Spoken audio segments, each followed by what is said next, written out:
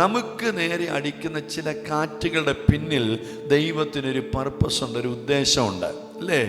ദൈവം എന്താ ചുമ്മാതങ്ങ് പോവാന്ന് വിചാരിച്ചൊരു സ്ഥലത്ത് പോയിട്ടുണ്ടോ? ഇല്ല. ആരെങ്കിലും വെറുതെ ചെന്ന് കർത്താവ് തൊട്ടിട്ടുണ്ടോ? ഇല്ല. ആരെങ്കിലും ചുമ്മാ ഒരു ടൈം പാസിന് വേണ്ടി അവനെ ഉയർത്തെഴുന്നേൽപ്പിക്കാമെന്ന് വിചാരിച്ച് ഉയർത്തെഴുന്നേൽപ്പിച്ചിട്ടുണ്ടോ? ഇല്ല.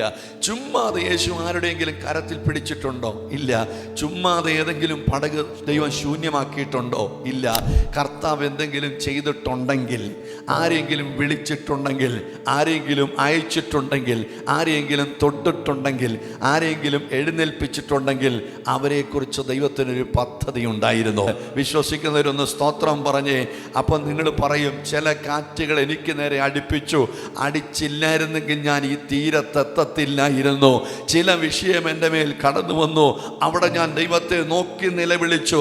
ദൈവം എൻ്റെ ഞെരുക്കത്തിൽ എനിക്ക് ഉത്തരമരുളി, എൻ്റെ പ്രാർത്ഥന കേട്ടു, എൻ്റെ അതിരിന് വിശാലത വരുത്തി. അതുകൊണ്ടാണ് ഇന്ന് പകലും ഞാൻ ഇവിടെ ഇരിക്കേണ്ടത്. ഞാൻ കുഴിയിൽ ഇറങ്ങിപ്പോയാൽ എൻ്റെ രക്തം കൊണ്ടൊരു ലാഭം ഉണ്ടാകത്തില്ലായിരുന്നു. അതുകൊണ്ടാണ് ഞാൻ ചത്തുപോകുവാൻ തമ്പുരാൻ അനുവദിക്കാതെ ഇന്നും എന്നെ ജീവനോടെ ശേഷിപ്പിച്ചത്.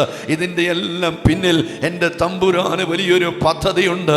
രോഗത്തിൻ്റെ കാറ്റെനിക്ക് നേരെ വന്നു, കടമാരത്തിൻ്റെ കാറ്റെനിക്ക് നേരെ വന്നു, അപമാനത്തിൻ്റെ കാറ്റെനിക്ക് നേരെ വന്നു, നിരാശയുടെ കാറ്റുകൾ എനിക്ക് നേരെ വന്നു, പലവിധത്തിലുള്ള പ്രതികൂലത്തിൻ്റെ കാറ്റുകൾ ശത്രു എനിക്ക് നേരെ ഒരു പക്ഷേ അഴിച്ചുവിട്ടു. പക്ഷേ അതിലൊന്നും തളരാതെ, അതിലൊന്നും തകർന്നു പോകാതെ ഇന്നും നിന്നെ ദൈവം തമ്പുരാൻ നിലനിർത്തിയതിൻ്റെ കാരണം നിന്റെ മേലുള്ള ദൈവിക പദ്ധതി തീർന്നു പോയിട്ടുള്ള കുഞ്ഞ്.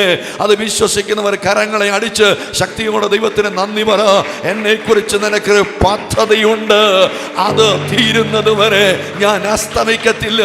എന്നെ കുറിച്ചുള്ള ദൈവിക പദ്ധതികൾ തീരുന്നതിന് മുമ്പ് എൻ്റെ കണ്ണുകൾ അടയുവാൻ എൻ്റെ തമ്പുരാൻ സമ്മതിക്കത്തില്ല. വിശ്വസിക്കുന്നവർ നന്ദിയോടെ കർത്താവിന് സ്തോത്രം ചെയ്യുന്നാട്ടെ.